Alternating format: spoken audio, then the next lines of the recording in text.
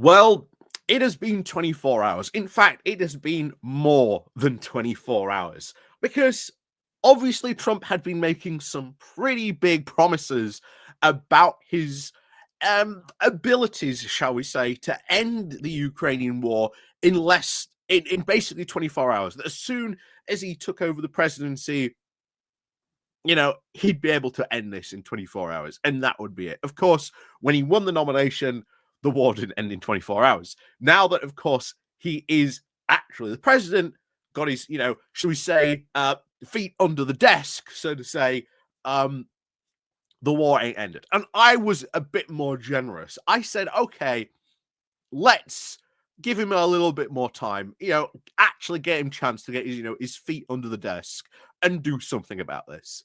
Well, here we are, more than 24 hours later, more than the extra time I had given him, and still this war has not come to an end. And so far, all Trump has done in this regard is to call for Putin to end this war or face new sanctions. Now, if Trump does go ahead and put new sanctions on Russia, it will be good. However, we are at a point where Russia is getting so much more sanctions put on it that you have to question what more can you do in terms of sanctions at this point. However, we did, of course, see just late last year, America finally sanctioned Gazprom, which sent the Russian economy into an absolute tailspin that it still has not recovered from. So who knows? Maybe these new Trump sanctions will have some effect.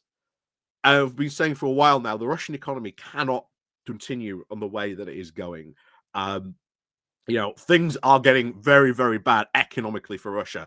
Even after this war, the economic effects of this war are going to linger very, very much so. It is going to be very, very economically bad for Russia for quite some time. That's for sure. But of course, there is obviously no reason for us to, remove these sanctions. And of course, we still don't know what kind of peace deal about this war there will be. Will there be a ceasefire? And you've got to remember, in the past, Russia has used ceasefires to actually reinforce its positions so that it could go on a counteroffensive when inevitably it would just turn around and just go, no, we're not going to continue with these peace talks and we'll continue attacking. So there is that, consideration to take into effect about, this type of thing. So we are seeing this type of thing being carried out by Russia, but is this new pressure being put on by Trump to end the war going to affect Putin? We don't know. But ultimately, remember one thing.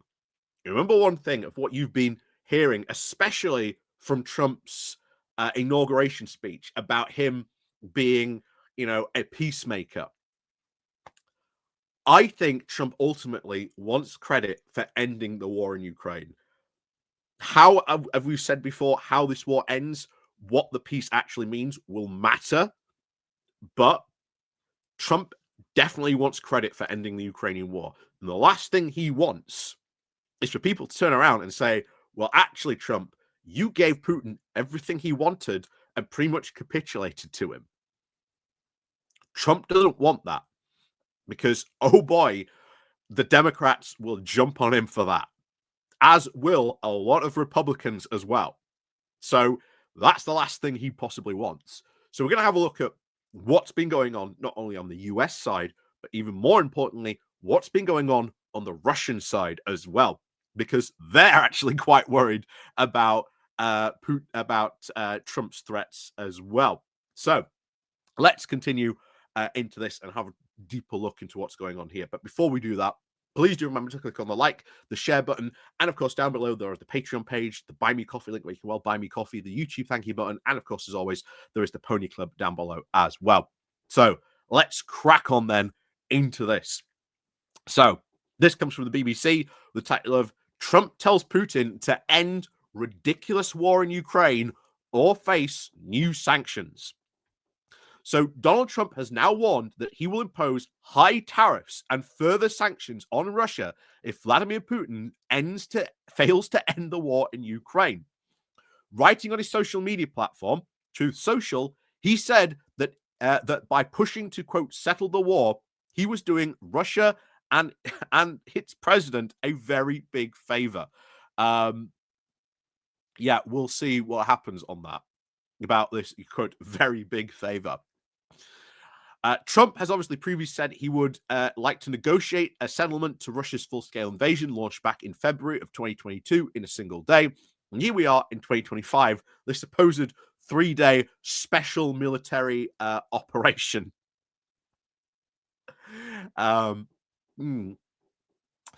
Russia, of course, has not yet responded to these remarks, but senior officials have said in recent days there is now a very small window of opportunity for Moscow to actually deal with the new US administration.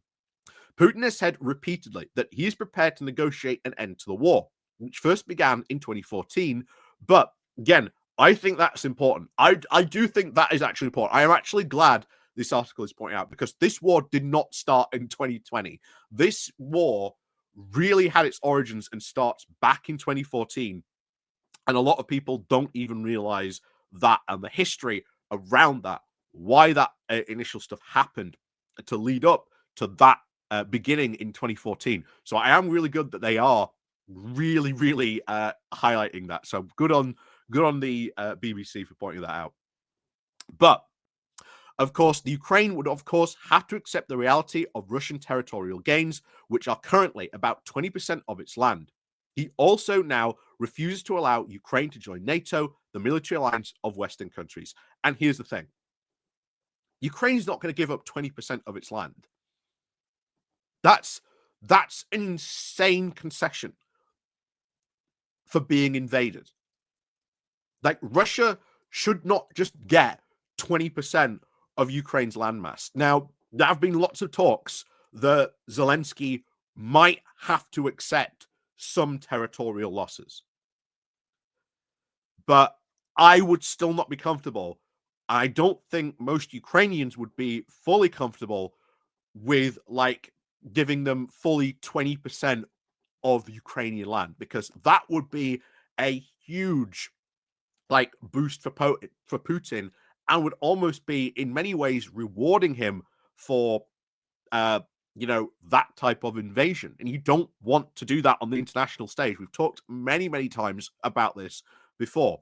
Also, of course, still refusing to allow Ukraine to join NATO. Here's the thing. I think, though, if Zelensky were to give up 20% of the land, I think he would have to push hard. I think you'd have to say to Putin, well, you either give us back all our territory or we join NATO. And ultimately, there is nothing really Russia can do to stop Ukraine joining NATO.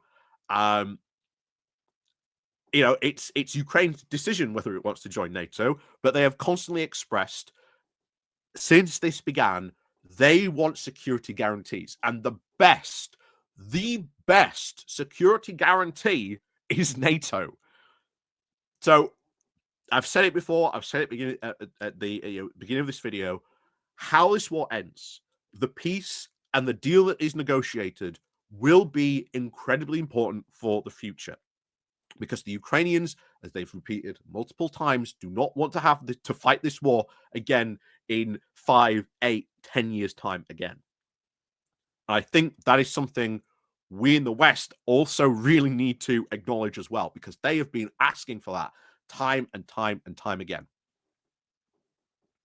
So this continues. So obviously Kyiv does not want to give up its territory, although President Vladimir Zelensky has conceded that he may have to cede some occupied land temporarily. On Tuesday, Trump told a news conference that he would be talking to Putin, quote, very soon. And it, quote, sounds likely that he would apply even more sanctions if the Russian leader did not come to the table. But in his Truth Social post the next day, he went even further, saying, I am going to do Russia, whose economy is failing, and President Putin a very big favor, he wrote. Settle now and stop this ridiculous war. It's only going to get worse. If we don't make a deal, and soon, I have no other choice but to put high levels of tariffs, taxes, and sanctions on anything being sold by Russia to the United States and various other participating countries. We'll get into some of that stuff he said in a moment. But he also continued with, let's get this war, which has never have started, if I were president, over with. We can make an easy deal or the hard way. And the easy way is always better. It's time to make a deal. Now, here's the big thing a lot of people are questioning. What is this very big favor? And specifically, talking about Russia's failing economy. Is Trump going to offer Putin some sort of trade deal if he makes peace with Putin? That is what a lot of people are speculating. And if you read that and you read that sentence, I think that is certainly one way to read that. I think that is certainly one way to read that. Or will Trump go, okay, if you end this war, I'll remove sanctions almost immediately, which would also be very worrying as well, because I think any of these sanctions need to be based on, does Russia follow through on the peace agreement? Because that is what we need to make sure Russia does. Because time and time again, when you look at the Budapest Memorandum, Minsk 1 and Minsk 2, none of these things have been followed through by Russia. So there has to be some way to make sure that Russia itself does follow through on whatever peace agreement gets signed. So back to this. Trump's, of course, former special representative to Ukraine, Kurt Vonner, said that Trump's threat is more serious of sanctions on Russia, gives now a signal to Vladimir Putin that it is going to get, pardon me, that it is going to get worse, not better, that he said on the BBC Radio 4. He said, we should now incentivize Putin to say, okay, it's time to actually have a ceasefire. Again, what incentives are you going to give to Putin? Does he agree to them? Does he follow through with them? There's so many questions about what happens after some of this stuff. You know, what happens if you get a ceasefire? What happens next? What happens with that peace agreement? What happens potentially in the future based on those agreements? And what happens if Russia does not follow those agreements, or later on follows them and then maybe a year later doesn't withdraw troops from an area where it said it was going to? Right? There's all these mechanisms that need to be considered and thought about. So this is, as I've said, really important. And if this is true, then we as the international community not only need to come together that Russia does follow this, but we also keep on the pressure and start saying, if Putin doesn't follow this type of stuff, we need to keep pressure on Trump and say, look, you made this, quote, again, deal with Putin. He's now not following it, what you said. Are you going to punish him? Are you going to hold him to account? You know, he's making you look like a fool by not, following through on your deal. So there's a whole stuff that we need to sort of put pressure on, Putin for, if he doesn't start following these deals. And it's not just Putin, it's Trump in the White House as well, if Putin doesn't start following through on some of these deals. So Russia's deputy UN ambassador Dmitry Polskiv earlier told Reuters News that the Kremlin would need to know what Trump actually wanted in a deal to stop the war before the country moved forward. Meanwhile, the Ukrainian President Volodymyr Zelensky told the World Economic Forum that at least 200,000 peacekeepers would be needed under any agreement. And I think he's right. I think this is a moment where Europe should go, and I think this is an all Europe thing of we should be providing peacekeepers, and that we would need to go there. I think this is very, very much a European responsibility. And I would agree with Zelensky on that there needs to be a European peacekeeping force in that zone to make sure that's followed through. Because guess what? If Putin starts to get up to anything suspicious, he's not going to run into Ukrainian troops. he's going to run into these peacekeepers, which ultimately might then massively deter Putin from doing anything along those lines. I think Zelensky's right. I think that is, again, talking about what they've constantly asked for, future security guarantees, and having those peacekeepers there would be good. However, I don't think it's just 200,000. I think he actually asked for 300,000 on that.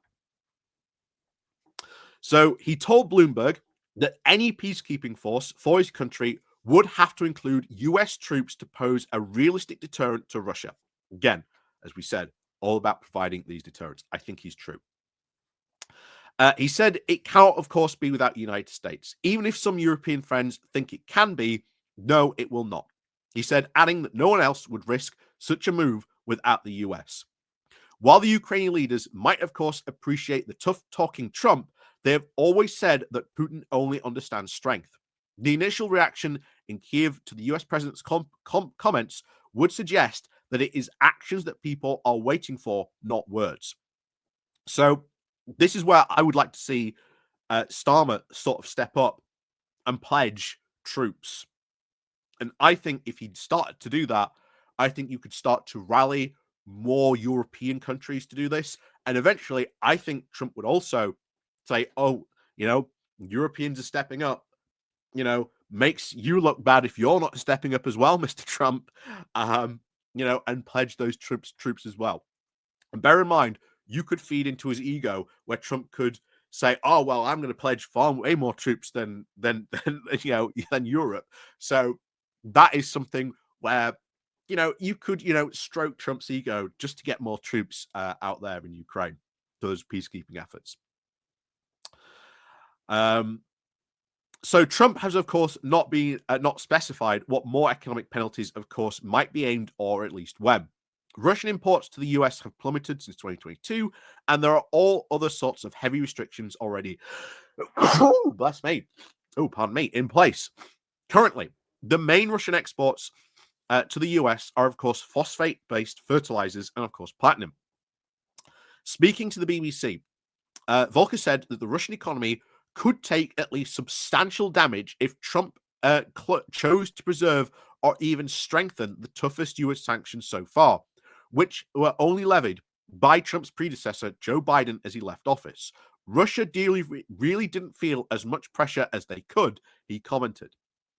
On social media, there were a lot more generally scathing responses to Trump's comments from Ukrainians, many suggesting that more sanctions would just be a weak reply to Russian aggression. But the biggest question for most is what Putin is actually going to open with discussing with the Ukrainians at the peace talks. That is true. What is he going to open with? What are his demands? And bear in mind, we know what demands Putin has made in the past, at the start of this war, in Turkey, and through this since. He has not relented up on the idea of trying to demilitarize Ukraine so that, he can come back and do this again with a lot easier opposition next time. Anyway, meanwhile, of course, in Moscow, some people are now seeing signs that the Kremlin may be readying for Russians now to accept less than the victory once envisaged, with others now including tanks rolling all the way to the southern Ukraine port city of Odessa. Again, they were obsessed with this. They were going to go all the way to Odessa. They still demanded this in many of those, in those peace talks, which, bear in mind, would take away pretty much almost predominantly of Ukraine's coastline, which would be economically very damaging for Ukraine because they would not have a seaport at that point, which would be massively economically damaging for them. So TV editor Marthia Sionim, who is, of course, stridently pro-Putin, has begun talking of, quote, realistic conditions for ending the war, which she suggests could include halting the fighting along the current front line. This would mean that at least 4 of the Ukrainian regions that Putin now illegally pronounced as Russian territory more than 2 years ago, including Zaporizhia, still being partially controlled by Kyiv. Russian hardliners, now the so-called Z-bloggers, are furious at such defeatism. In a BBC interview on Tuesday, Trump's former envoy, Volker, said, that he was now skeptical that there is going to be a a deal per se, adding that the first priority of the US could be to stop the fighting, then to deter more attacks by Putin. On Wednesday's social media post, Trump also couched his threat of tariffs and tighter sanctions in words of, quote, love for the Russian people, and highlighted his respect for Soviet losses in World War II as a near sacred topic for, of course, Putin. But Trump massively overstated the numbers and appeared to, of course, think that the USSR was Russia alone. And of course, in reality, millions of Ukrainians and other Soviet citizens lost their lives. And bear in mind, the vast majority of Russian troops, Soviet troops, shall we say, not Russia, because gotta use the right terminology. The vast majority of Soviet troops were from Ukraine. I'm pretty sure if you look at the percentage numbers, the vast number were, of course, from Ukraine. And then let's finish this off then. So that said, the man who, of course, previously said he could, quote, understand Russia's concerns about Ukraine joining NATO, for which Kyiv is now tantamount to saying Putin was provoked, does not seem to, of course, be shifting his tone. Trump's position, of course, does matter. After 11 years of war with Russia and a history of very poor peace deals, the Ukrainians are not inclined to be too hopeful. And I think that is it. They have had years of poor history. When they have solely dealt with Russia, these have led to some very poor peace deals, which Russia has not followed through on. And, here we are. And I think that is the ultimate thing we have to talk about. How do we end this war? What happens in the aftermath of that? What does a ceasefire look like? What does the peace deal also look like? And what future security guarantees are we going to give to Ukraine to ensure that Russia can't rearm and come back in a few years' time and try again? So all these things matter. Just as fighting a war matters as well, how you end the war, what the peace deal is, how you ensure that that peace deal is followed through on by Russia, and of course, future security guarantees for Ukraine are going to be very, very important. So we'll see what happens on this front, but it is very, very crucial. More and more, we are seeing this. So, we'll see what happens, but this is a lot of pressure, and I think is Putin is Trump going to cut and run on Ukraine? I don't think so. I think he would if he did. That is just a massive own goal to Democrats and any other Republican, because they can turn around and say you appeased Putin. And I think Trump knows that. But also remember, he wants to be the one who ended the Ukraine war. He has specifically stated that in his speech, in all his recent rhetoric. So there is reason to be hopeful. And I think that if the international community comes together, really rallies around, I think you can keep Trump, really keep him on the pressure on Putin and on Russia, and assure that there are going to be security guarantees and conditions that Russia must follow, that if they don't, there will be punishment. So we'll see what happens. But as I said, we are going to be keeping an eye on this for sure. So as always, let me know what you think down below. And of course, as always, we'll see you all next time.